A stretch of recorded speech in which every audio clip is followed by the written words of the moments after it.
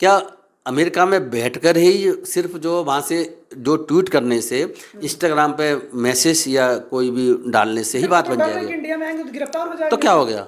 गिरफ्तार हो जाना चाहिए, करेंगे तो इसमें दिक्कत कहाँ है? गिरफ्तार तो मुझे बताओ कि कौन गिरफ्तार नहीं हुआ?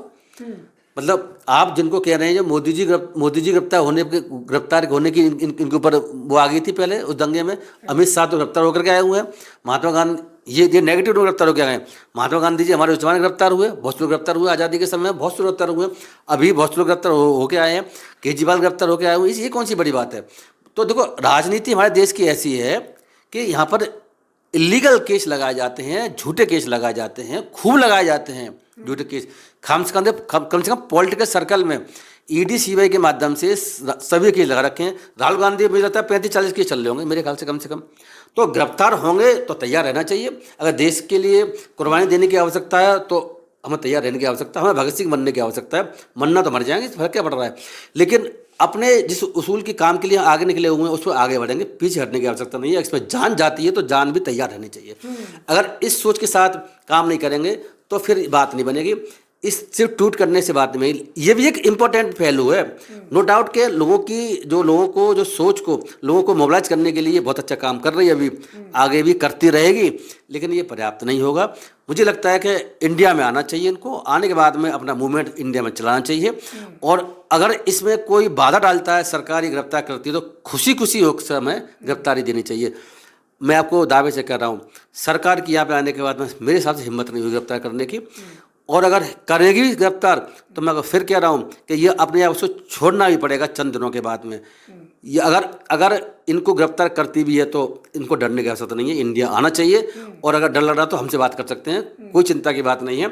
और देखो, कुर्बानी देनी पड़ती है बड़े काम के लिए, और देनी पड़ेगी तो इसके लिए इनको तैयार रहना चाहिए, इसमें डरना नहीं चाहिए। बीजेपी के समर्थक, बीजेपी के लोग कह रहे हैं कि कुछ जो एंटी नेशनल लोग हैं वो भारत जेएनजी को भड़काकर जो है दंगा फसाद करना चाहते हैं, बांग्लादेश और वो बनाना चाहते हैं, नेपाल बनाना चाहते हैं। दंगा फसाद तो भारतीय जनता पार्टी सरकार खुद करवाती है, लिंचिंग करवा रही है सरकार के खुद पुलिस वाले लोगों का जो है एनकाउंटर कर रहे हैं।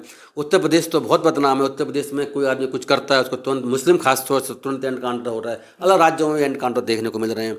सरकार खुद इलीगल काम कर रही है, खुद सरकार किसी को प्लांट करके दंगे करवाती है और खुद जाकर के फिर ड्रामा करना शुरू कर देती है। तो देखो, जहाँ तक इसका सवाल है कि जेएनजी को भड़काने वाली कोई बात नहीं है, इसमें लोगों के अपने अधिकार हैं, संविधान अधिकार देता है कि अगर वो सरकार की बात से सहमत नहीं है तो शांतिपूर्ण तरीके से प्रोटेस्ट कर सकते हैं, अपनी आवाज़ उठा सकते हैं, सोशल मीडिया को बना सकते हैं। इसमें कहाँ प्रॉब्लम है? मुझे बता दो कहाँ प्रॉब्लम है इसमें? भारतीय जनता पार्टी की सरकार आप नहीं देख रहे थे जब बंगाल में इलेक्शन से पहले कितना अपना आंदोलन कर रही थी वो, कि ममता जी ने ये कर दिया, कि उन्होंने ये कर दिया, कि सरकार ने वो करा दिया। ऐसे ही लोग इसके खिलाफ भी कर सकते हैं। तो इसका मतलब ये है कि वहाँ शुभेंदु अधिकारी क्या वो भी भड़का के जेएनयू काम कर रहे थे? भाई, पॉलिटिकल पार्टी अपने तरीके से काम करती हैं, सोशल एक्टिविस्ट भी काम करते हैं, लेकिन इसमें भड़काने वाली कोई बात नहीं है। लोगों को अगर अधिकार छिन रहे हैं, लोगों को प्रॉब्लम हो रही है, और इस तरीके से जो है नीट पेपर एग्जाम कैंसिल, फलाना कैंसिल, सभी के। अब तो ये जो सीबीएसई के जो मार्किंग में समस्या चल रही है, उल्टे सीधे मार्किंग कर रखी है, लोगों से पैसे ले जा रहे हैं, तो वो भी तो विवाद चल रहा है आज के समय में। तो इस संबंध में अगर ये लोग आकर के देश में शांतिपूर्ण तरीके से संविधान के तहत अपने मूवमेंट को आगे बढ़ाते हैं तो ये मैं बता रहा हूँ, ये शुभ घड़ी है, इस वक्त शुभ दिन चल रहा है। शुभ अशुभ मेरी नज़र में ऐसे कुछ है नहीं है, लेकिन फिर भी ऐसा समय है कि इस समय इनको यहाँ पे इंडिया में आना चाहिए इनको, और आगे जाकर के लोगों के बीच जाना चाहिए। अगर इसके लिए अगर पुलिस पकड़ती भी है, सरकार पकड़ती भी है, तो तैयार रहना चाहिए। और अगर इनको जो है जेल बंद करती है तो इससे पीछे हटना चाहिए, अपनी बात को रखना चाहिए। सर, कुमार विश्वास का एक वीडियो खूब वायरल हो रहा है जिसमें वो कॉकरोच को जो है उसका मजाक उड़ाते हुए कह रहे हैं कि उनकी माँ जो है बताती थी कि कॉकरोच अंधेरे में रहता है, और जब कॉकरोच का निर्माण हुआ है तो हिट का भी भारत में निर्माण हुआ है, वो कॉकरोच को खत्म करने की बात कर रहे हैं। गलत फहमी है। देखो, ऐसा है, आप जिनकी बात कर रहे हैं वो इन्हें कहते हैं ना कि बेपैनी के लोटा वाली गाने आवाज़ सुनी होगी। कभी बीजेपी तो जाने की कोशिश करते हैं, कभी कांग्रेस तो जाने की कोशिश करते हैं, नज़र आते हैं, कभी जो आम आदमी पार्टी में चले जाते हैं, चले गए थे पहले, और कभी कुछ कहते हैं। तो ऐसे लोगों की बातों में विश्वास करने की ज़्यादा जरूरत नहीं है जो कि भारतीय जनता पार्टी से जुड़े हुए हैं। मैं इसलिए कह रहा हूँ, या भारतीय जनता पार्टी की आइडियोलॉजी को फॉलो कर रहे हैं। ये बात मैं इसीलिए कह रहा हूँ कि कुमार विश्वास ने जो बात कही है कि हिट है, मुझे बता दो कि कांग्रेस के लिए हिट है तो इंसान के लिए भी तो मारने के लिए बहुत चीज़ें गोली बनी हुई हैं। ये बंदूक गोली किसके लिए बनी हुई है? बताओ मुझे। ये हथियार हमारे पास में जो रखते हैं, हमारी सेना लगी हुई है, ये क्या कॉकरोच मारने के लिए बने हुए हैं? हमारी सेना है, पुलिस है, या जो भी ये हथियार बना रखे हैं हम लोगों ने, परमाणु बम बना रखे हैं, हम पूरे वर्ल्ड में बने, कई कई कंट्री में बने हुए, इंडिया ने बना रखे हैं।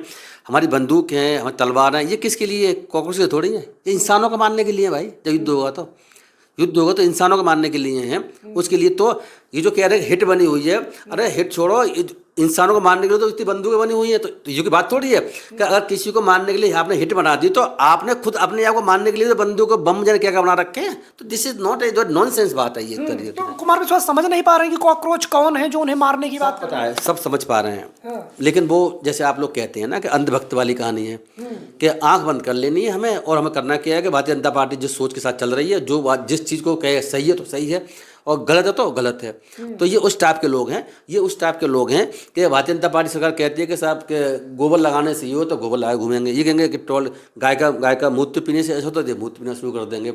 वो जो भी कहना शुरू कर दें भारतीय जनता पार्टी और उसके जो संगठन जो है, ये उसी के फॉलो करते हैं। ये अंधभक्त कैटेगरी के लोग हैं, तो इनके ज़्यादा इन पर ज़्यादा अपनी एनर्जी खत्म करने की आवश्यकता नहीं है। ये बेकार लोग हैं। अरे कॉकरोच जनता पार्टी जो है वो सीधा सरकार से टकराने की लगातार बात कर रही है।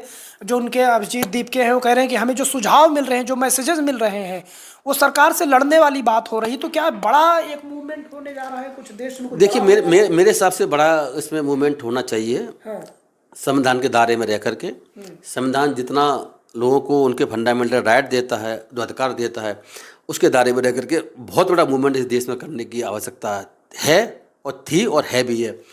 जहाँ तक कांग्रेस जनता पार्टी का सवाल है, जो आपने कहा कि वो कह रही है बहुत बड़ा मूवमेंट हम विचार कर रहे हैं, करेंगे, जो भी करेंगे, देखते हैं क्या करते हैं।